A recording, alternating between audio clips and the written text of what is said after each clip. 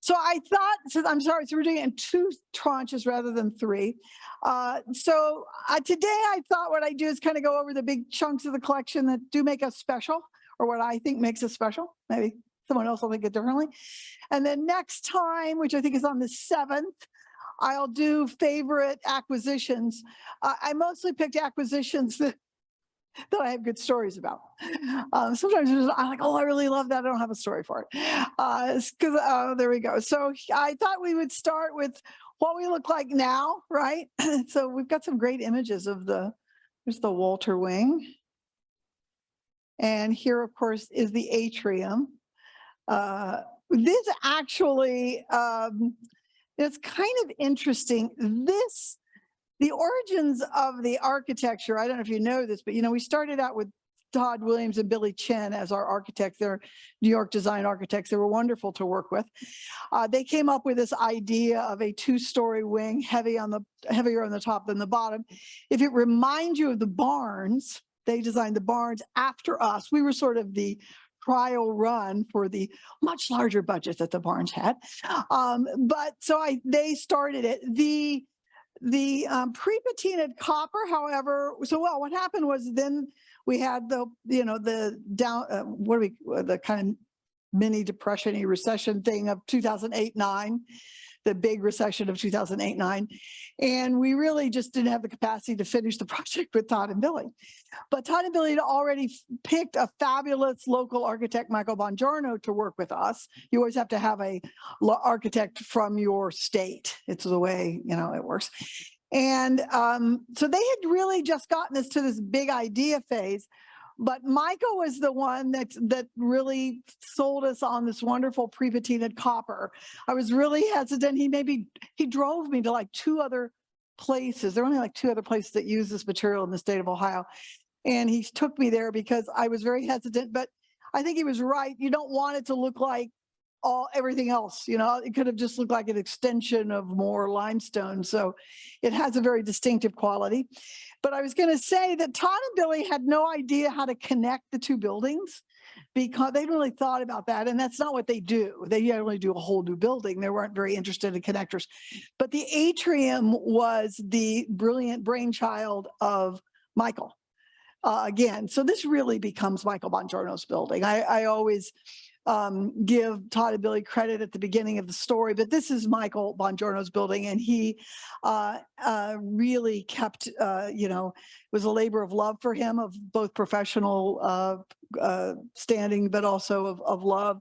The other person that had so much to do with our building is Mark Corna. I had the unusual experience. Other directors have told me they've not. Usually you design this insanely wonderful thing that you can't afford, and you just keep cutting it back as you go.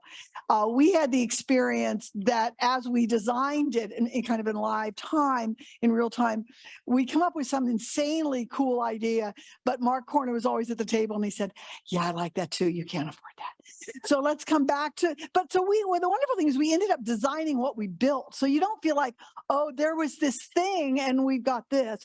The thing we designed is what we got. So I've always loved that about the building. And this, uplifting space. Okay, so now how many people remember the old 70s entrance to the building? Okay, it was like a cave. Brutalist buildings can be beautiful. Ours was just not very distinctive in many ways, but the real problem was you went in and it was very dark and cave-like. What I love is this atrium that fills with life and energy. And so that's been really wonderful. This, of course, is the Paul Feely sculpture back here. And next time we meet, I'll tell you the backstory about the Paul Feely. But, when I came to the museum, the Henry Moore, when I came to the museum, the Henry Moore was just in process. Because I came during the Henry Moore exhibition. I came as it was being planned. The Henry Moore exhibition was one of my first major exhibitions when I was a young curator that I worked on. I wasn't the lead, I was just like the helper. But then the Henry Moore became our signature image, our signature sort of, face of the museum. And now the Feely holds the other half of the, the other face of the museum. So it's our other signature image, and I will tell you about it next time. And then this beautiful thing, which I will also tell you a little bit. This, of course, it's kind of amazing that even during the pandemic, there were opportunities, and we did a number of projects with local artists. Many of them were temporary. They were here and in other places in the city. But this one, which is by Melissa Bogley Woods, who is from here, and well, she's not from here. She lives here now. She's teaches at Denison. This fabulous, this, in case you don't, I think you all know this because you're docents, but this, of course, is freeway signage lettering material. So it sparkles. Michael Bongiorno said to me, we both love this so much because we then acquired it. And Michael said, I had no idea that the clear glass was as boring as it was. He said, I designed it and it's boring. This transforms the entry. And depending on the time of day you come in, I know you've all seen that great shadow that it casts on the limestone. And then the new garden, we lost a garden and gained a garden. And here it is with the Lachaise. With the, I won't tell, this is a good story, but this is not in my other presentation. This is, this used to be in the old garden, and it was just on grass. And I remember the day that Rod Boats called me and he said, oh God, come out here. Somebody has been, doing something to the Lachaise, right? Not Mayol.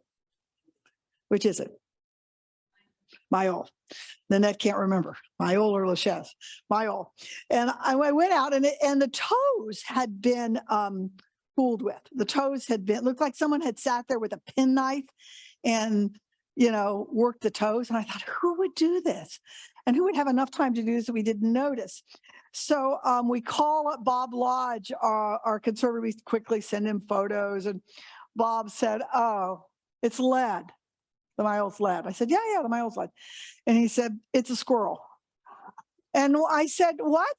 And he said, squirrels really like to sharpen their teeth on things like this. And I said, isn't lead poisonous? And he said, yes, but the squirrels are quite smart. They spit the lead out. They don't die. They spit the lead out. I said, really? How wonderful. So when we redesigned the garden, we deliberately put it in with water. Now, occasionally, we turn the fountain off, but usually the squirrels are not around quite so much in the winter. But it's protected. We had it conserved, and it protects the toes and from the little squirrels. We have got some wonderful squirrels. All right, so let's start at the beginning. Oh, I was going to tell you, we have currently 13,844 objects. That's how big the collection is. The collection is just shy of 14,000 things. I remember when it used to be like, 6 to 8. I remember that number for a long time. So it's grown considerably. So this is the origins of us. You all know we were born created in 1878. Our actual birthday is October 30th. That's the day that they all the paperwork was done with this state. So we've existed since we were incorporated formally on October 30th, 1878. So we exist because of this woman, Louise Deschler, who I have no idea what Mrs. Deschler looks like. I've looked and looked and looked. I think she just, if there was a photograph, there are Deschler descendants, but there's no Deschler line through Louise Deschler. So if a photograph exists, it doesn't have a name on it. And I collect vernacular photographs, so I can tell you that there are thousands and thousands of photographs of 19th century Americans that, unless somebody in their family kept the photograph or scribbled on it on the back who it was, you don't know. So we don't know what Mrs. Deschler looked like, but she was on January 8, 1878, Mrs. Deschler was gravely ill with pneumonia. So she was on the point of death. Now, this is the irony of it. Mr. Deschler went out for a walk. He went outside, and their house fronted Broad Street, and he fell down and died the next day. So she's on her deathbed and he dies before she does. There was no will. Actually he died the same day. I'm sorry, I thought he did the next day. He died the same day on January 8th, 1878. So there was no will. The Deschlers were close to General James Wilcox. So throughout the later 19th century, early 20th century, if you had served in the Civil War as an officer, you were frequently carried that title for the rest of your life. So General James Wilcox was their family attorney, and they were very close to Pelatiah Huntington. Pelatiah Huntington is the original Mr. Huntington. That's how to remember Pelatiah. He'd come up in the world the old-fashioned way. He had started business. He had started as a clerk in Deschler's bank. Now, there's the Deschler Hotel that you may know was another branch of the family, but it's all the same people. But this Mr. Deschler was a banker. Pelatiah Huntington was his clerk and married his daughter. And so Deschler sets Pelatiah Huntington up in business, which is what becomes the Huntington Bank. So Wilcox and Huntington had this fabulous idea that they should get Mrs. Deschler to write a will before she dies.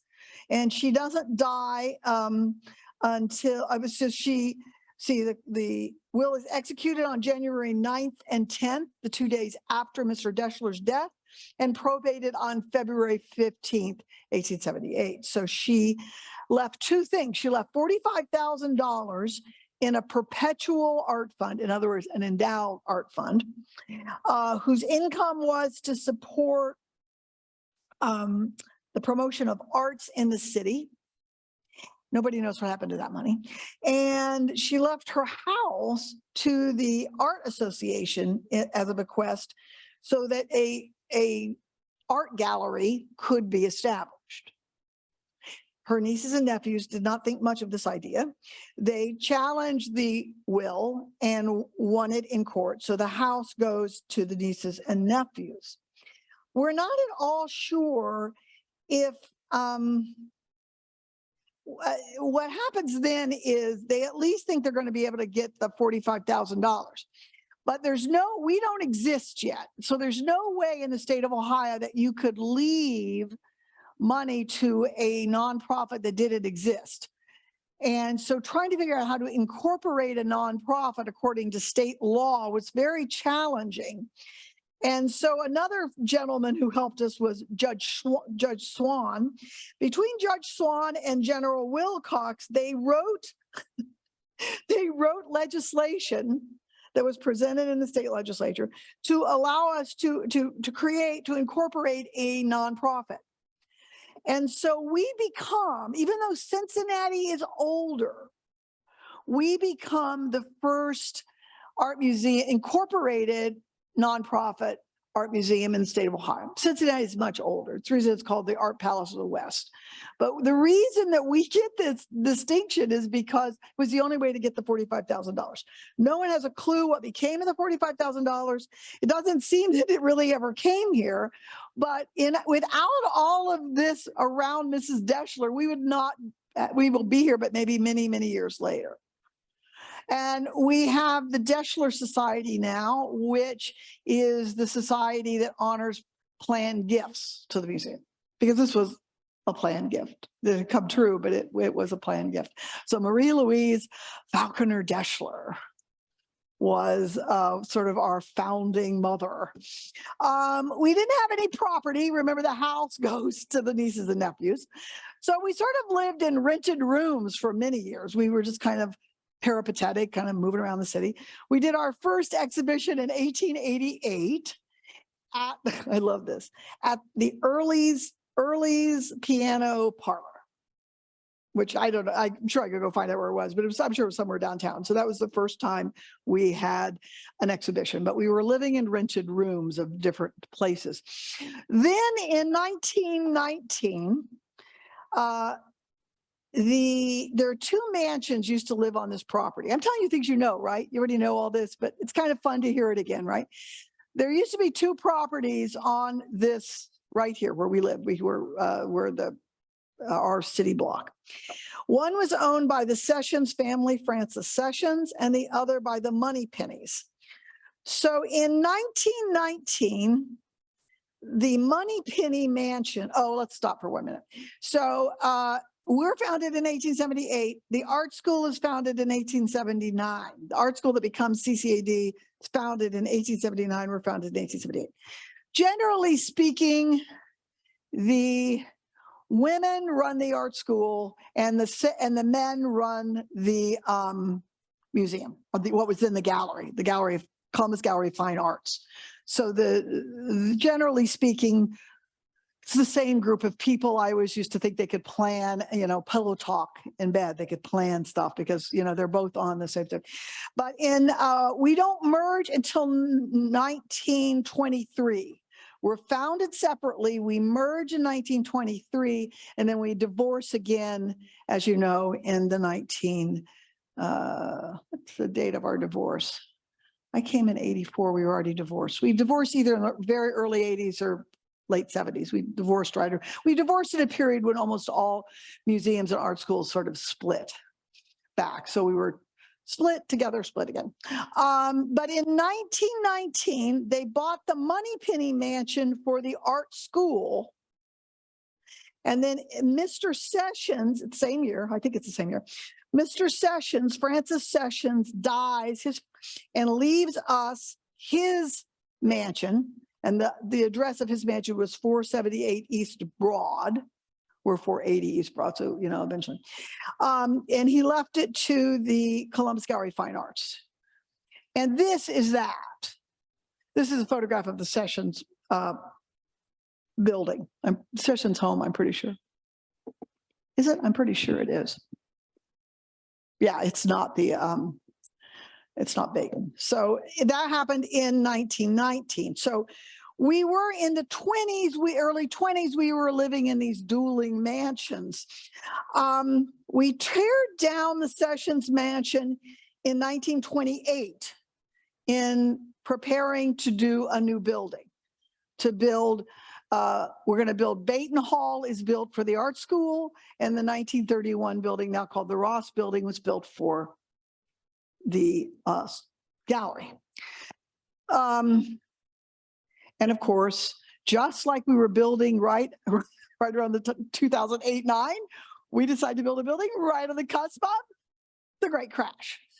So it is, we seem to have, we also don't ever do well in lawsuits. There have been at least 3 lawsuits related to the museum that we never did well with.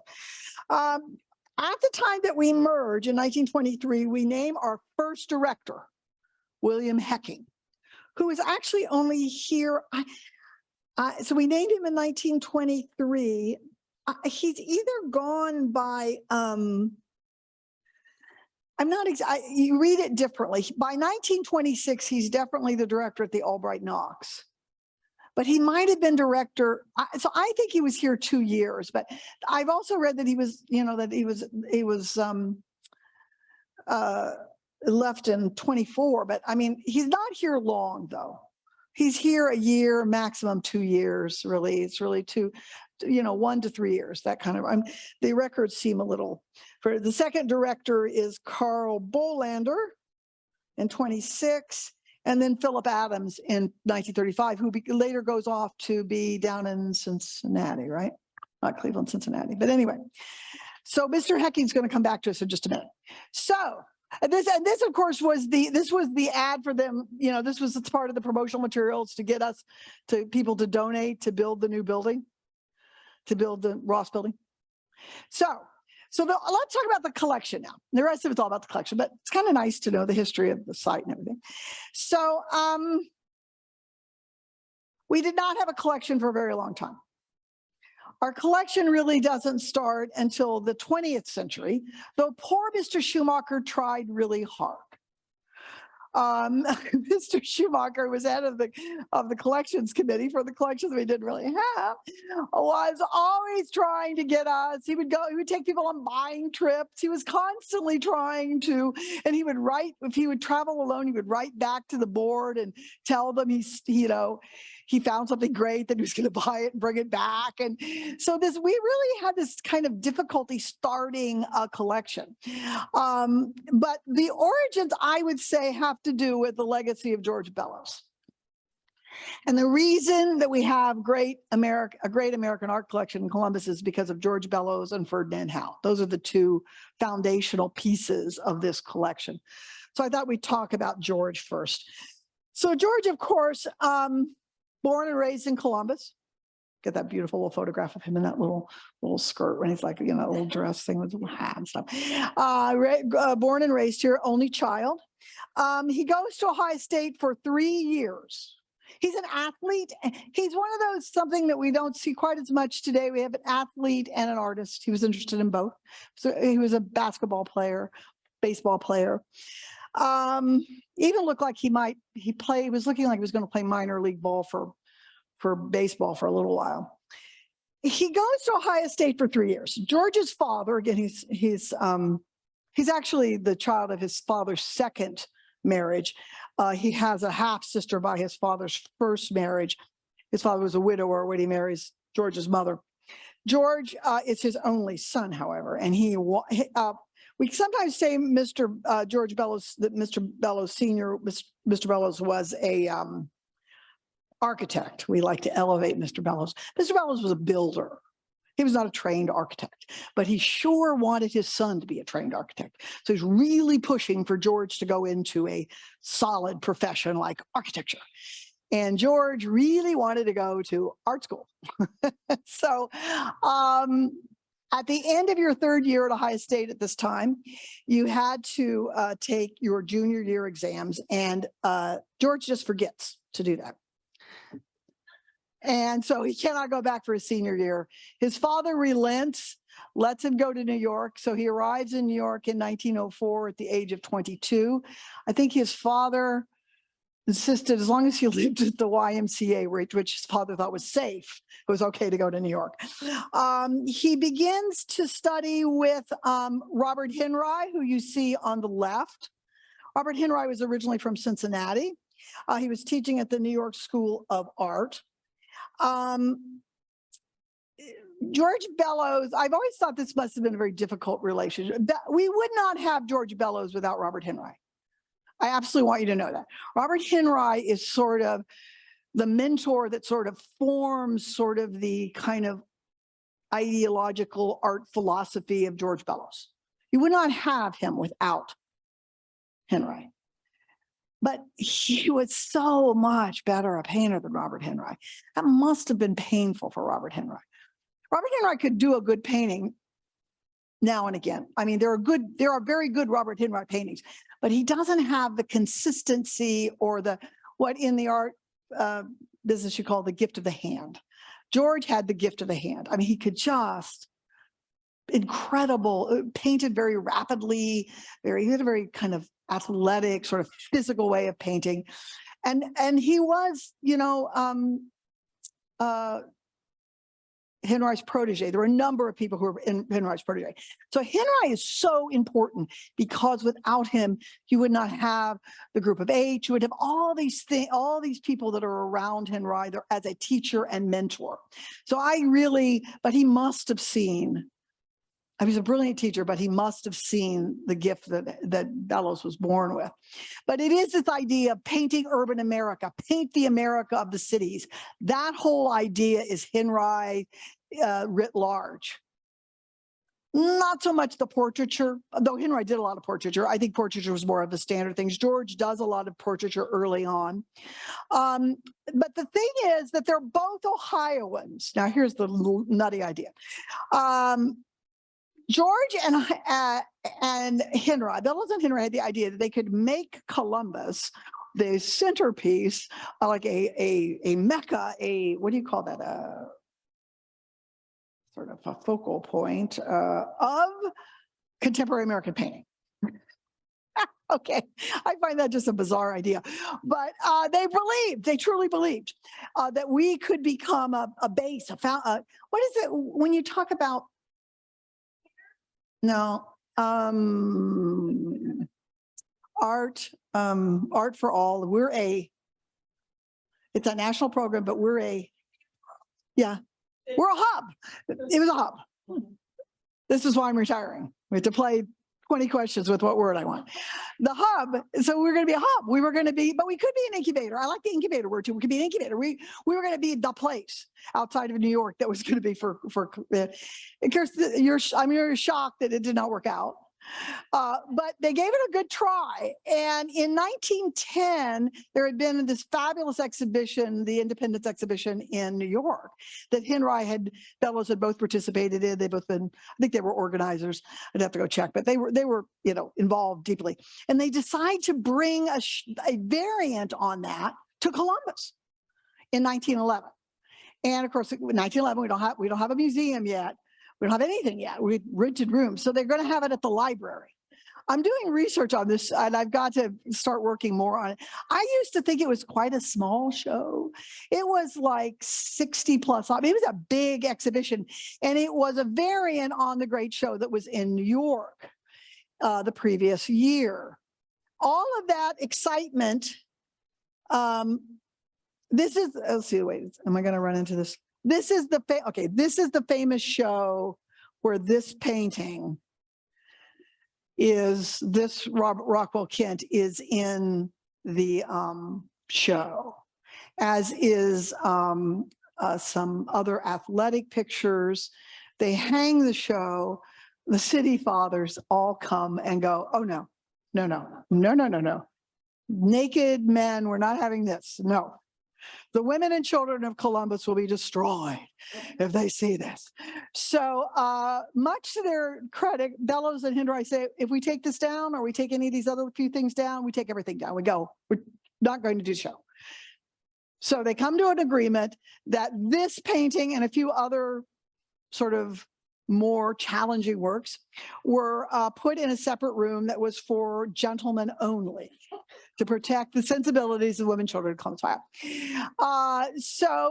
This does hang. It's just that it hangs in this separate space that you had to kind of get a separate key or someone had to let you in. When we get to next time when I tell you about the Heron Massacre, we have the Heron Massacre because of a very similar incident that happened in another city. But this is, of course, later purchased by Ferdinand Howard. Troops of school children go past this every year, and no one seems to be damaged. But this, of course, is Men in Mountains, which is based on a William Blake poem that's inspired. But this is a real important moment for us. And this becomes then Henry's Dancer with the Yellow Shawl, which was probably a much more powerful painting originally. This yellow went fugid, and it's much degraded. You can't do anything about it. It's still a lovely picture. I think it was much more powerful with the yellow when it had its, sort of. And so it is the first major American painting that we acquired, that we purchased. In fact, I think we did it by passing the hat. We still do that.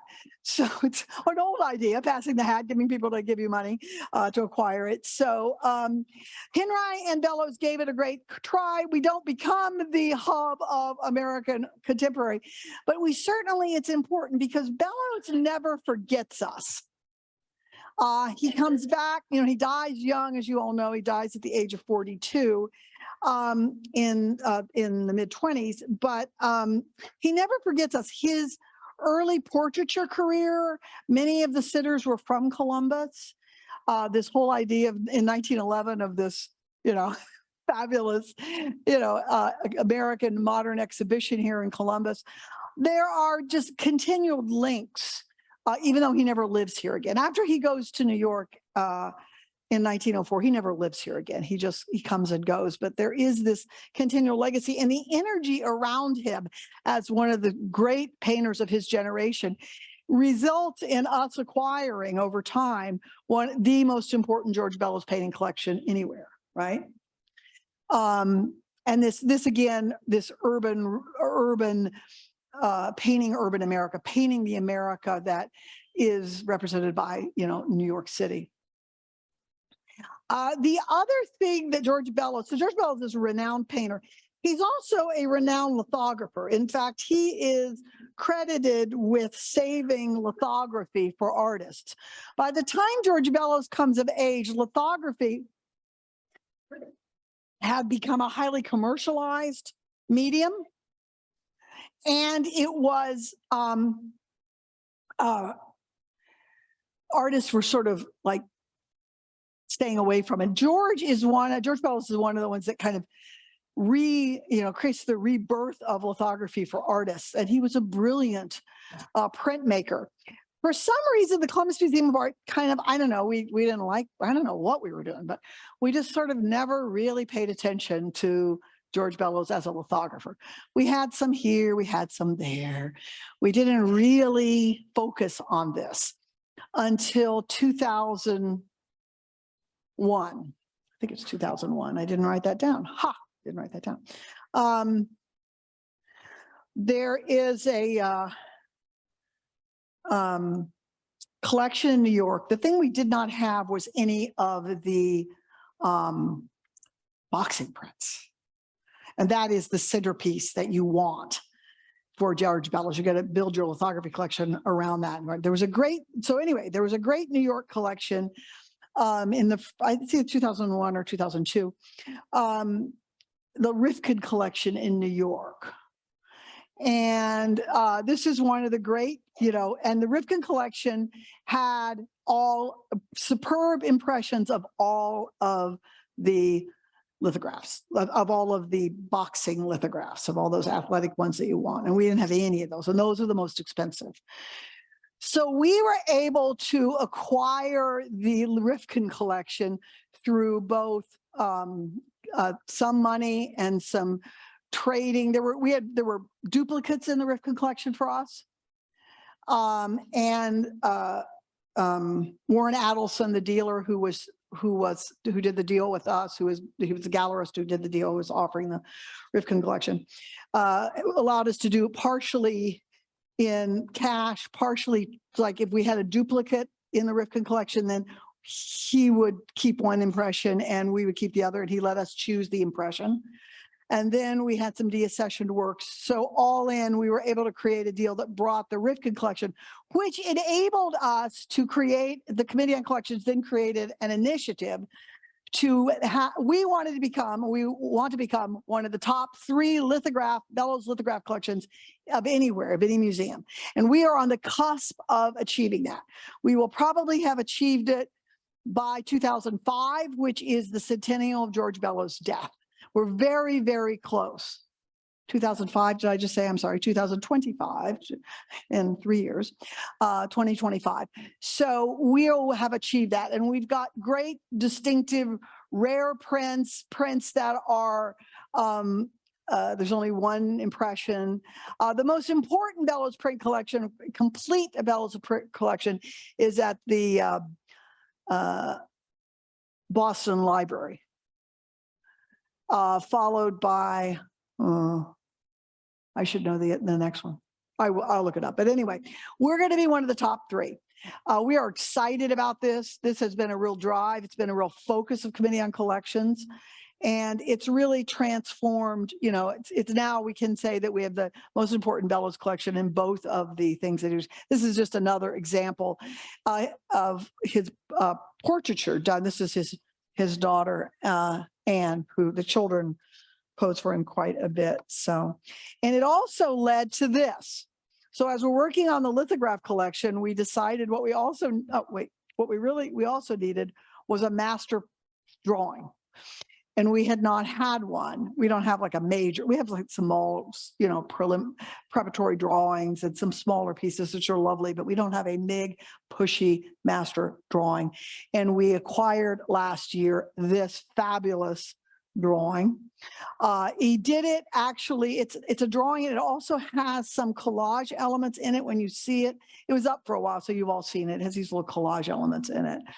But it was originally done as an illustration. He did illustration work rather regularly for Edward Lyle Fox's Hold'em, which was an article about football in America that appeared in Everybody's Magazine in November of 1912.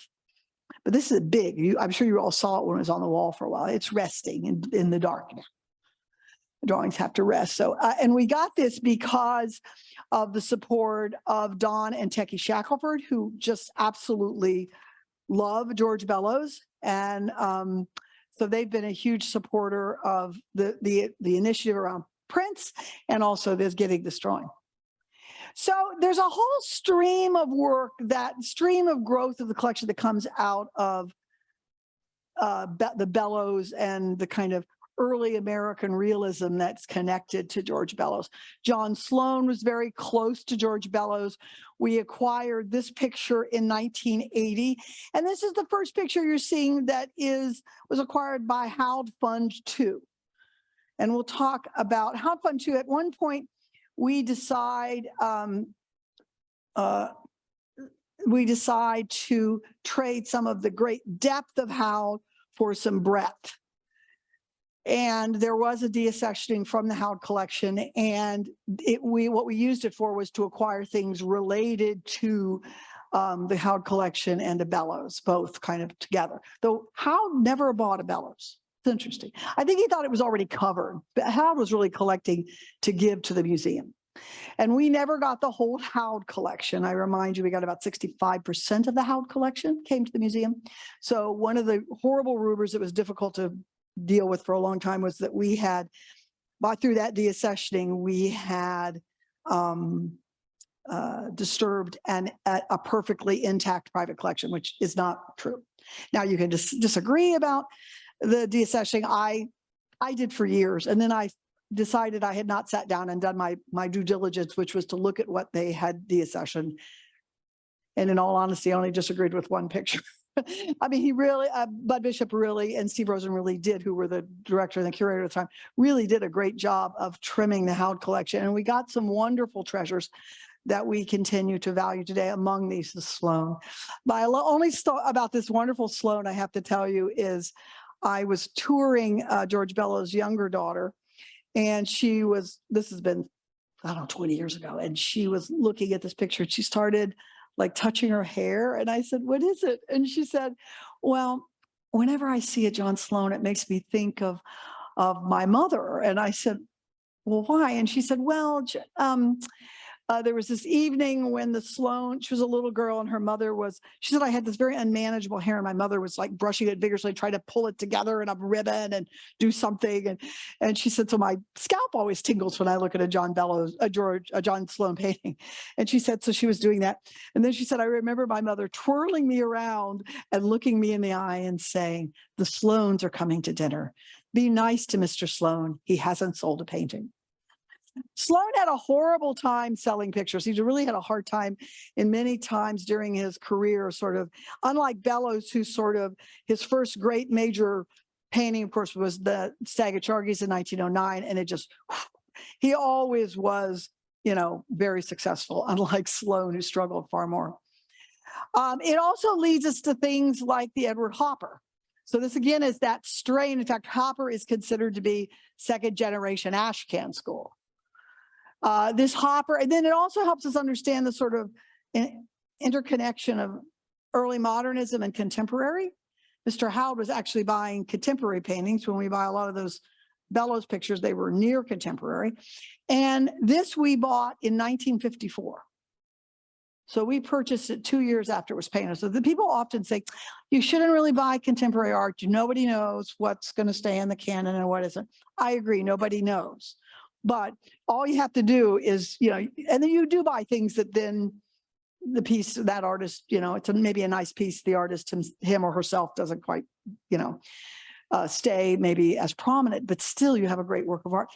But then you have things like this, like we could never buy this today, ever, ever, ever, ever, ever. So this idea that you only have to, I would kill if someone had, I'm grateful for the Arthurs giving us that, early-ish Jackson Pollock, because I don't know what, we were collecting English art instead of abstract expressions, and we just gotten maybe 2 things, but we just did not. So, there's a reason to take that risk with contemporary art, because, the upside can be extraordinary. Here's another example of something we've acquired in that stream of bellows. Reginald Marsh is also a second generation ashcan school. We have that beautiful, you know, what is it? What's it called? I used to do this. That's my gesture for the big Reginald Marsh, which is holding, what is that called? Hudson Bay Fur Company. But we never had one of these great large scale watercolor gouaches that he did. We got this in 2015. This is just an extraordinary painting. It was painted in that moment between the war having started in Europe and Pearl Harbor. So we're not in the war yet. And these are actual movies that were British movies. This is for the Selwyn Theater that was on West 42nd. Mad Men of Europe and Babies for Sale were actual movies of the era, as you probably all know when you teach this. It's a great picture, but big scale. Hasn't been up for a little while. It's resting. It's downstairs now having coffee and tea with Holden, sharing.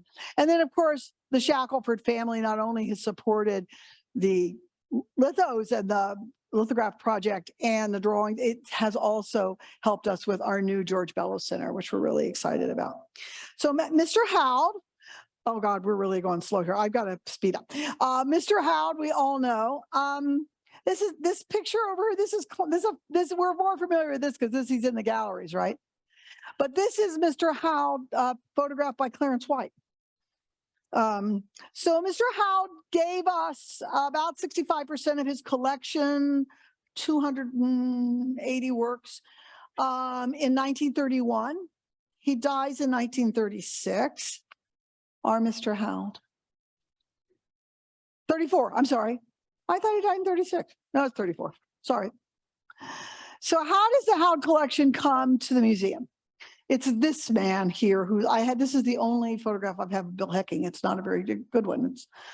And this is what we looked like in, not quite. Bill Hecking is gone by the time this is built. So Bill Hecking becomes the first museum director here in 1923. And he is a painter by trade.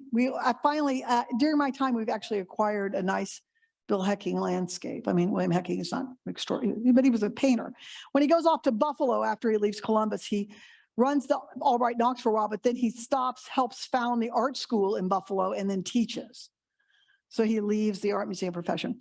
When he gets to Columbus, people are talking to him about this man named Ferdinand Howd. He's a businessman. He's a little bit reclusive. We think he has really great art. You should go and see him. So Mr. Howd, Mr. Hecking, Bill Hecking, writes to Mr. Howd several times and gets no reply. This is an era where you actually write somebody in the same city to come and say, can I come and see you? And he gets no reply. So finally, he I'm sure he's being pressed by the trustees, and he decides to go. He takes the streetcar down to the Howd house is on the edge of Wolf Park, down on the edge of Bexley. And he took the streetcar down. It ends right there before the other edge of Wolf Park, and then walks to Howd's house. And he rings the bell. And we know all of this because Hecking writes a memoir letter later. And he says, I rang the door as boldly as any silk stocking salesman, which I was like that. Howd comes to the door. Hecking starts to introduce himself. Mr. Howd, I always feel like Mr. Howd's probably like standing in the doorway so you can't get in. And he begins to say that his sister is ill. Mr. Howd lived with several of his adult siblings, and starts to say, another day would be good. Hecking manages to do two things before the door is closed. One is, it turns out that they were fraternity brothers. They were in the same fraternity, not in the same college, the same fraternity. Mr. Howd went to Ohio State, and he starts speaking German. Mr. Howd, his original language was German. He was Swiss German himself. So between these two things, Mr. Howd is not able to, he has to let Mr. Hecking in the door. So the two of them, the house is filled with art. Howard kept half of it's a certain, I mean, I don't know, part of the collection in Columbus and part of the collection in his New York apartment.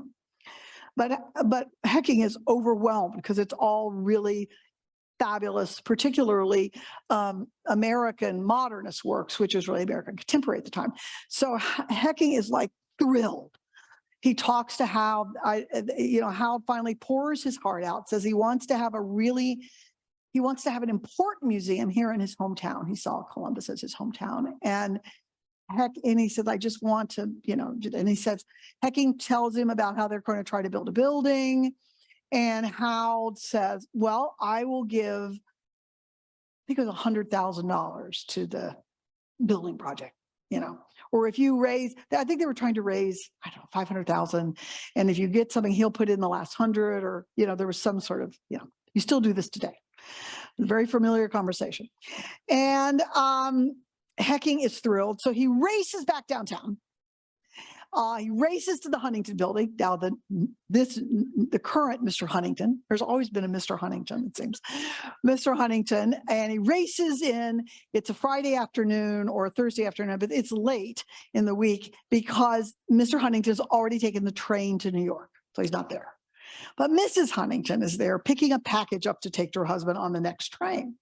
So Hal had made Hecking swear to secrecy. He only could tell Mr. Huntington. He couldn't tell anyone else about the deal, about, I want to give art, I'm going to get $100,000. So Hecking scribbles the note and gives it to Mrs. Huntington. Now, my bet is Mrs. Huntington read the note on the train. I would have. But in any case, he gets there. And then Mr. Huntington immediately reaches out to Hecking. I can't remember. He said that, I think it's probably a telegram, but I don't know what. Somehow he reaches out and he says, "Did you get it in writing?" Is that a banker? Did you get it in writing? And Hecking's like, "No, he was pouring his heart out to me." And he's like, "Go back and get it in writing." So the next week, Bill Hecking decides this time to walk to Bexley because he can think about what he's going to say to Howard. And as he walks toward Bexley, he runs into Mr. Howard walking toward downtown, and the two of them speak, and they agree to come over to, now this time, of course, we have the Sessions Mansion to come over to the gallery and sit down and talk it through. And there was for many years, the assistant to the director was a woman named Delight Smith. I just love that name. So Delight Smith served them coffee and they sat out in the garden and it was all made real. So that's how the Howard collection came to the museum. This is what the 1931 building eventually looks like. This was, I remember when these were all torn down later. This is Baton Hall, but this is essentially, our parking lot area and stuff. I just love this photograph. It's taken in the 50s, I think. It's really quite beautiful. Now, this is supposed to be a short video. Does it work? Turn it up a little bit.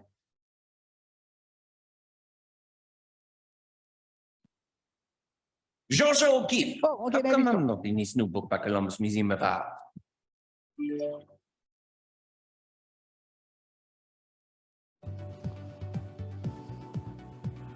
Because it's a book about the American collection at the Columbus Museum of Art. Picasso, you're a Spanish artist and you live in France. So? But Americans love me. Who wrote this book? Lots of creative people like Joyce Carol Oates, Will Haygood, Piper Kerwin, Larry Smith. Hey, that's a good idea. Hire famous writers to sing your praises. I think I'll do the same. You know what I always say? Good artists borrow, great artists steal.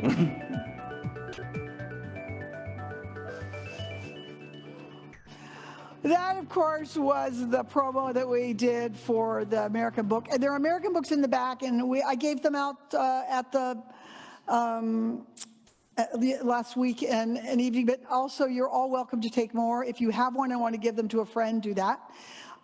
So they was an incredibly wonderful project, and I like the intersection of the American, the European, because Howard was renowned in his in his uh, in his generation for buying American art first and then backfilling with European modernism. Almost everybody else starts with the Europeans and moves to the Americans. Howard's rather distinctive.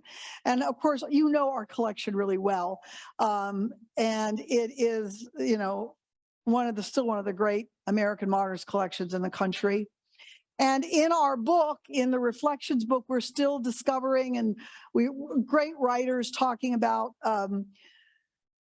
things that this is all from one of the essays. It's from Leo Mosell's essay in the Reflections book, which reminds us all that modern conveniences is actually the view outside. This is the view outside of Demuth's home at the time, and that this painting was painted right at the moment when Demuth realizes how sick he really is and how this is going to change his life. He had diabetes, and his health is so compromised that, of course, he ends up having to stay and live with his mother, who cares for him. He is able to paint till 1935, but this is right when he is realizing in 21 how it's going to impact his life. So, and then this is a great ad, you know, the idea of modern conveniences in a home. So modern conveniences associated in real estate jargon with comfort, privacy, ease, and hospitality. And the irony that this idea of a home that, you know, that it is at the kind of center of your life, but in Demuth's case is also going to be his prison. In the end, it is this incredible ironic tension in this picture. This was just, I thought I'd remind you that we are still doing great new research. There are holes in the Howard collection, and that has stimulated us to do some work. On the left is Georgia O'Keeffe's Autumn Leaves. That was also purchased with Howard Fund 2. Whenever you see Howard Fund 2, Howard Fund is the money that Mr. Howard left us to acquire art, which still exists. The Howard Fund still exists. It's an endowed fund, and we spend just the interest. Howard Fund 2 was not an endowed fund. It was a pot of money, and we spent it judiciously over several years under Bud Bishop. So we did not have an O'Keeffe. Sadly, Mr. Howard had been offered an O'Keeffe by Alfred Stieglitz. Mr. Howard, I think Stieglitz was kind of aggressive about it, and Howard kind of demurred, and that was it. You'd never get one offered again. Cut you dead. You'll never get one again. And so he, in fact, never did get one. So we got this beautiful one that I just truly do love, which would fit the Howard collection. And then the other thing, John Marin was one of the artists that Mr. Howard absolutely loved. He bought dozens of Marins. The problem was that Marin, he only bought Maine Coast Marin. I mean, and wood. None of them are the New York Marins. They're not one New York Marin. Mr. Howard is not interested in Marin as a New York painter. So we were able to get this fabulous picture. It's not been all that long ago.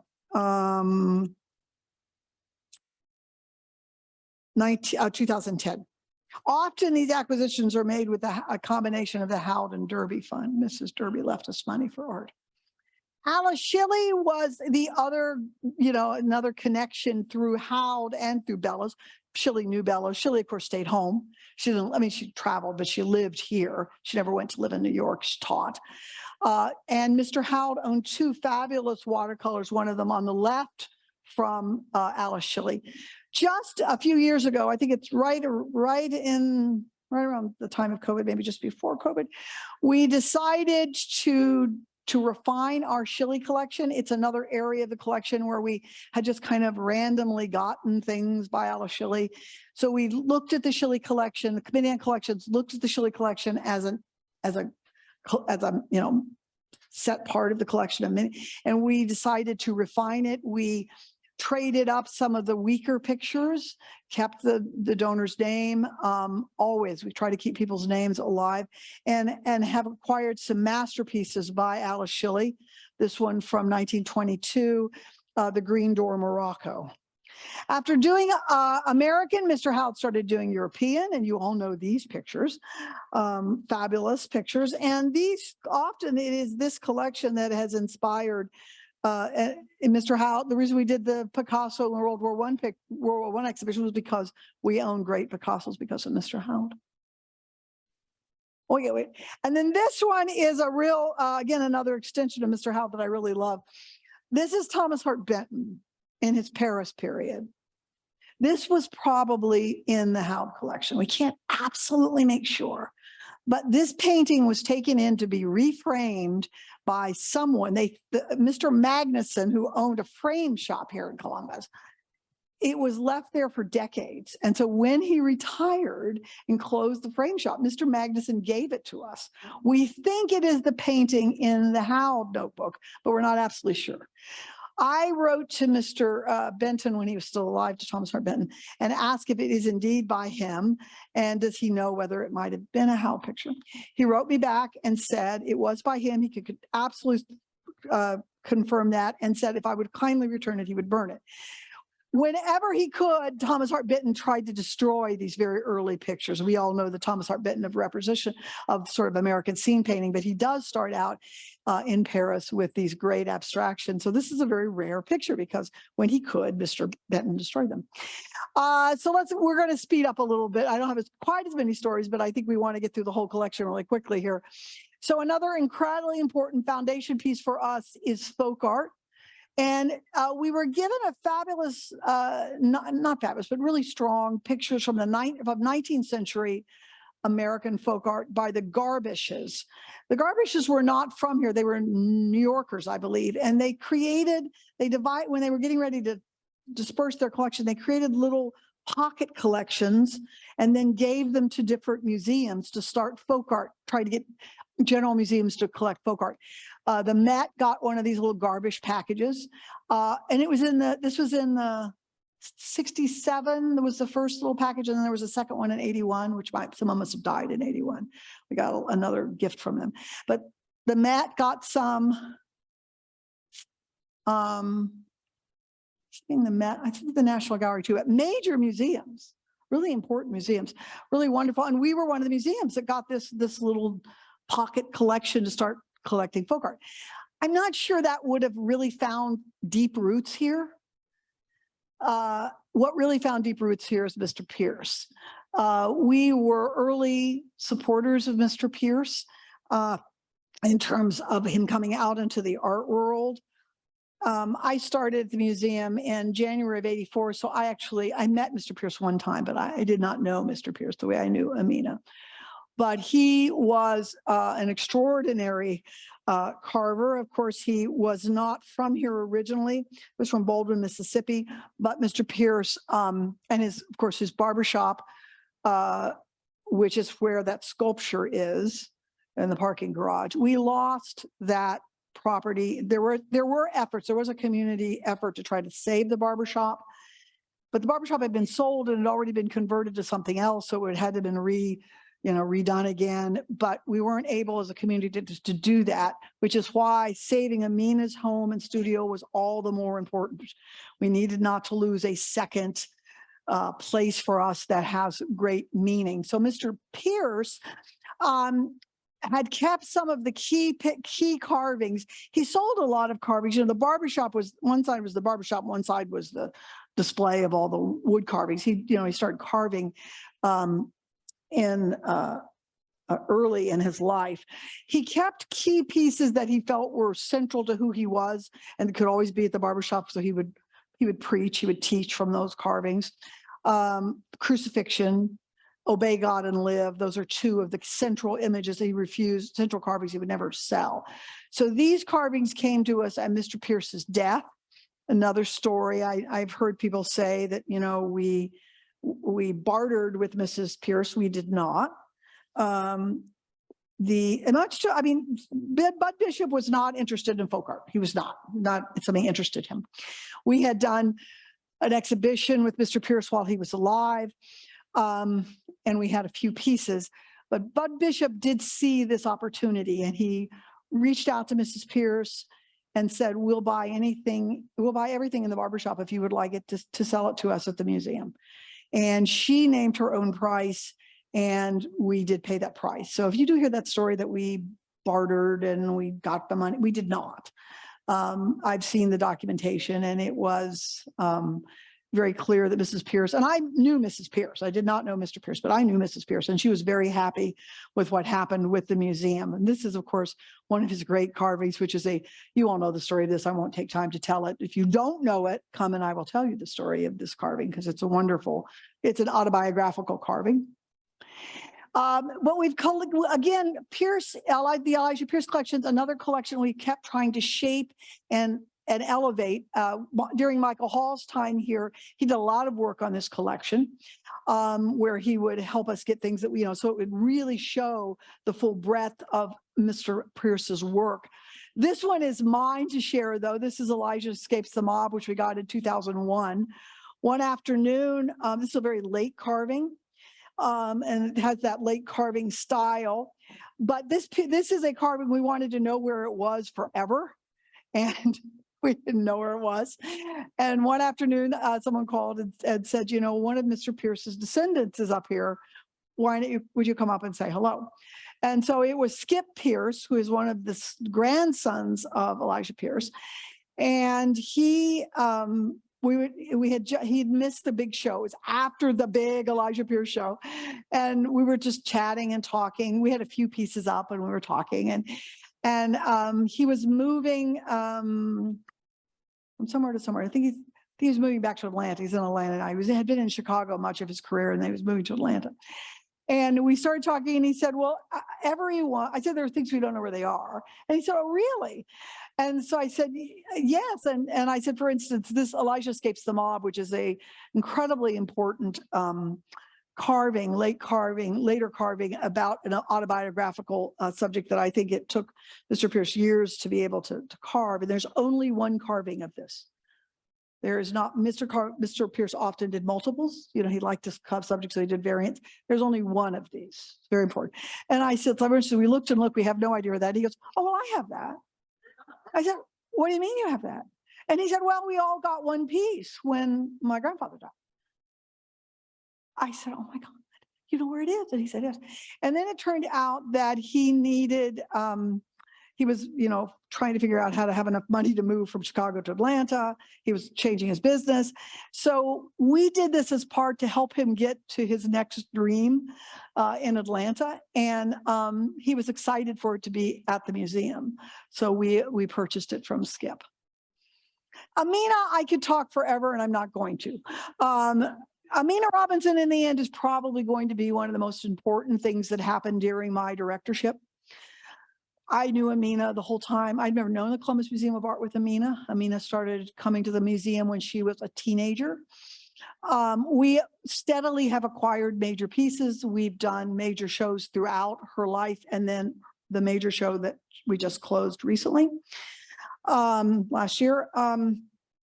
She believed in the Columbus Museum of Art in a way that sometimes I don't think I didn't know if we always earned that belief, but she did believe. And that belief, I think, really enabled us to move forward in so many ways. And in the end, when she left us, and I think about of course, she was close to Mr. Pierce. She, of course, went to CCAD. So she's not a folk artist. Later in life, she didn't care. When she was younger, she was really cranky about being called a self-taught folk artist.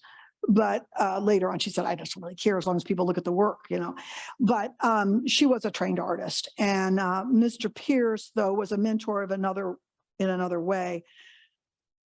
The last time I was with Amina, when she was in the hospital, her last words to me were, and I thank you, which is something Mr. Pierce always said. And I'm assuming she knew that I knew that. And I, of course, thanked her, but I knew the reference was to Mr. Pierce. At her death, she left us everything in her estate. We are the trustee of that estate. It's a very big responsibility, something that's extremely important to us, and something that every day we have to live up to that trust. We had a community committee, which were some trustees, but there were also community members. It was headed by Barbara Nicholson and Betty Stahl to decide what to do with the house. As you all know, the house was renovated with a grant from the Columbus Foundation. And then working with GCAC, we have a visual artists fellowship, local visual artists fellowships. We have a national visual artists fellowship, and we have just on our own introduced a writers fellowship, because Amina was such a writer. So this is an incredibly, and all the more important that because we lost Mr. Pierce's barbershop. So these pieces of, I mean, I feel that because of Elijah Pierce and Amina Robinson, the museum is very fortunate to have a foundation of a more diverse collection of the American collection that looks more like the lived experience of more of us. And we still have a lot of work to do. This is not to say that there's not a long journey ahead of us, but we have two foundation pieces that I am immensely grateful for. The Sirac collection, there's Howard, leave Howard and Babs on the square. I'm just like beginning to really be like, I'm so sorry. Thank God I didn't put even more in. 1991, this is one of the first gift purchases of any museum in the country. When I became a director and I met other directors, they're like, oh yeah, Columbus is renowned for that. I said, we're renowned for that? They thought, oh, yeah. No one had thought of this idea of partially paying and partially giving. I said, really? Well, not for a whole collection. This was a really important national deal that you got this. Bud Bishop used to talk about how, even Howard would tell me that, other museums would fly in under darkness, so, have dinner with them and fly out the next morning. So they were being courted across the country for this collection. We were very amazingly that it came here. There are 79 pieces, and I knew both Howard and Babs well. Babs was a great committee on collections chair. She was on the board for a really long time. Howard was a son of a bitch. I'm being recorded, but I'm going to say it anyway. Howard was a son of a bitch, but he was our son of a bitch. And I was really fond of Howard, but he was a difficult guy. But Babs was just the most endearing person. But they made something possible here. This collection dovetails with Hal. So it picks up. So like Hal didn't collect any German pictures. So you've got this German, they got this expressionist side that comes up, and then some really remarkable pictures like that early Matisse and that, Monet little picture from that doorway. But it's an extraordinary collection. And the Howard and Sirac collections are the two collections that we get the most. We're very active lenders across the planet in terms of exhibitions. And these are the two collections that get the most requests. And they are, but they've also brought challenges that Babs and Howard didn't know about. We all know about Emil Nolde now, trying to this is a fabulous picture by Emil Nolde. I still think it's a fabulous picture, but we've got to kind of work through that. Emil Nolde rewrote his biography. Many people did after the war. He rewrote it. You never would have known that he'd been a Nazi supporter. He comes from the part of Germany where it was very, Nazi support was very, very widespread. He still suffered under it later, but we need to acknowledge that earlier on, he was a Nazi supporter. So we're kind of working like, what do you say next to the picture? How do you acknowledge that? That's the work of the 21st century and how we do that. The Photo League is the foundation piece for photography. Photography, interestingly, we got to photography really, really late. We did not, photography is the quintessential modern medium. So us being a modernist, strong modernist, modern-centric collections, it's insane that we didn't have photography. But we didn't until 2001. And we did the purchase of the Photo League. We acquired 170 photographs by 83 photographers. This collection has grown exponentially. We now have 262 works connected to the Photo League. We've acquired some of them, we purchased some of them, but often Photo League families have found out about us, know about us, and they donate works, by their ancestor or their father, grandfather who had been in the Photo League. Photo League was founded in 1936, based in New York, and is closed down by McCarthy in the 1950s. Actually, what they did was close down the film unit of this, and then they kind of backed into closing down the photography unit.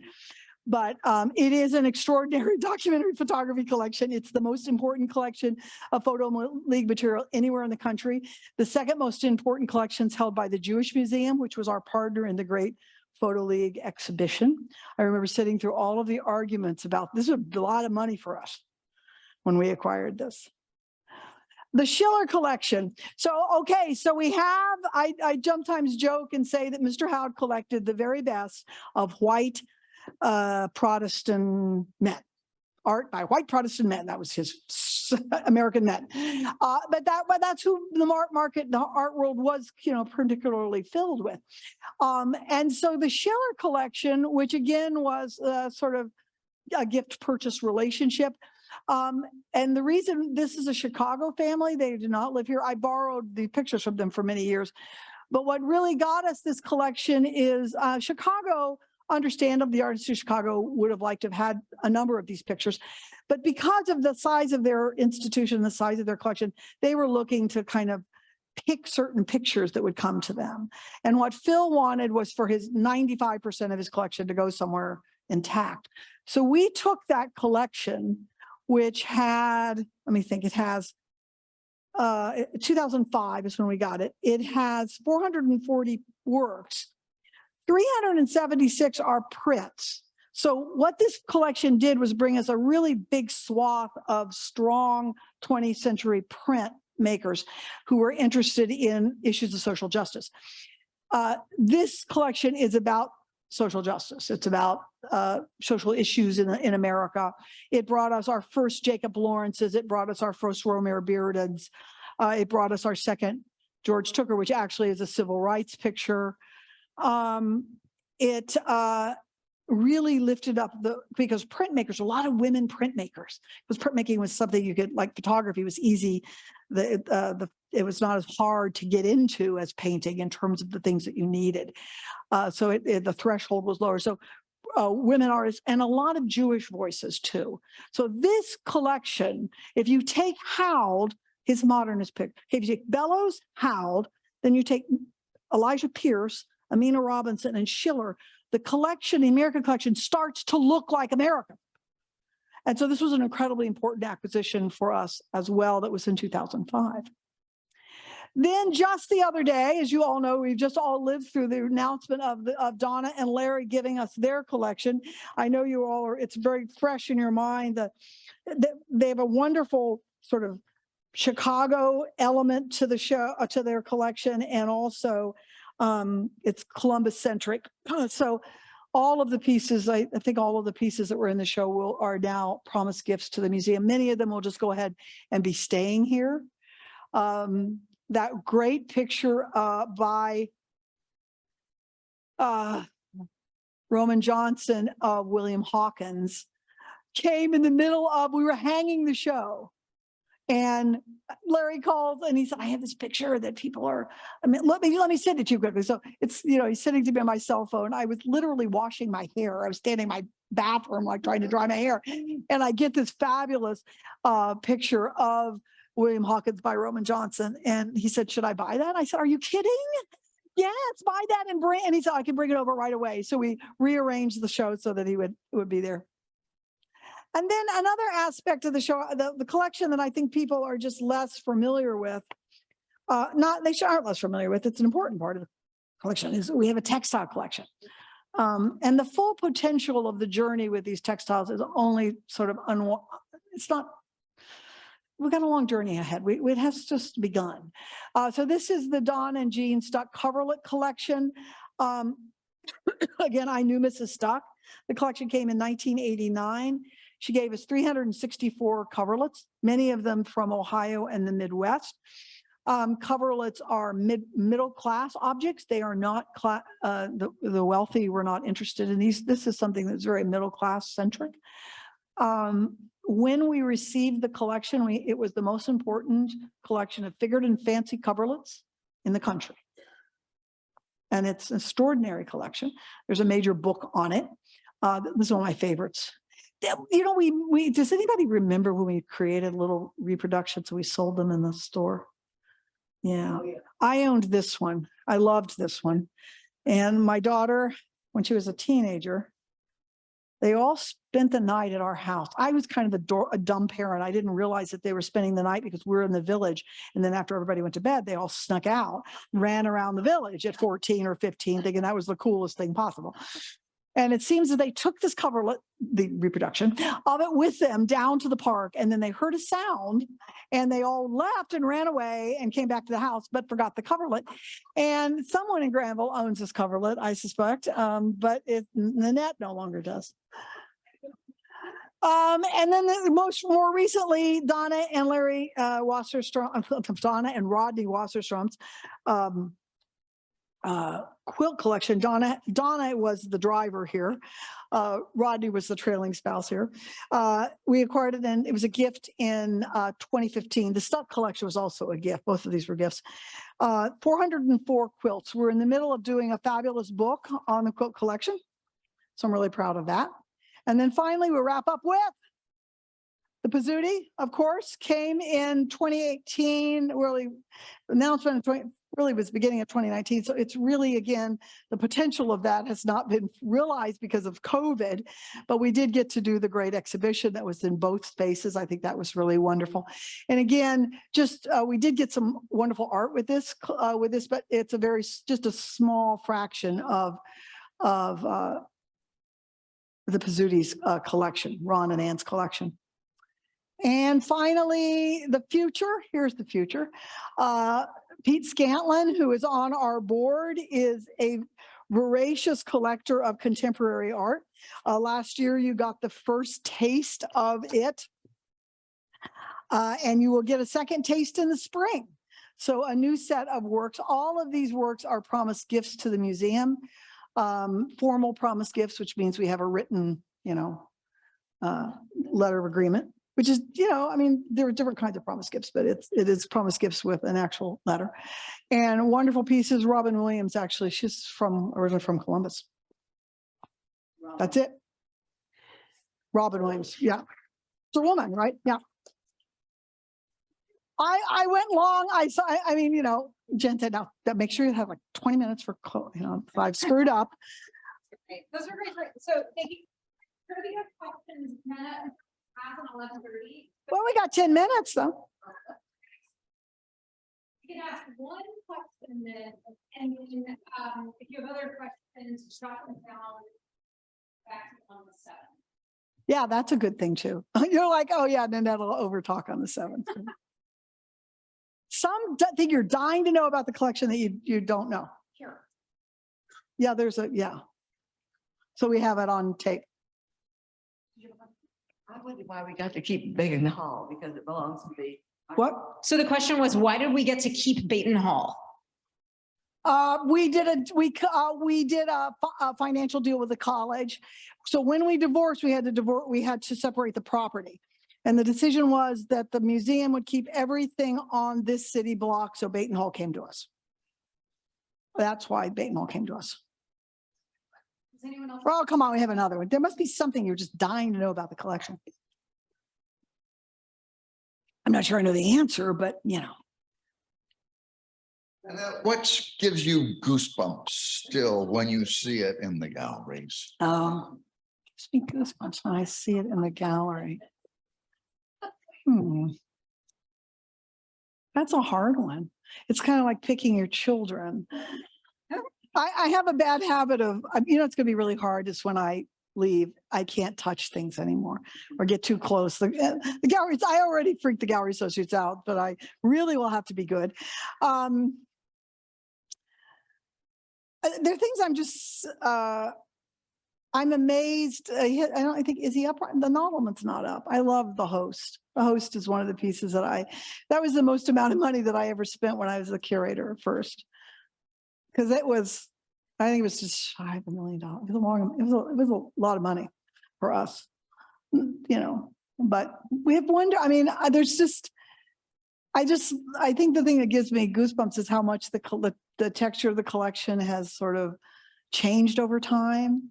And all the new, I'm always excited, like Tyler, who of course has gone off to Honolulu on us, but great.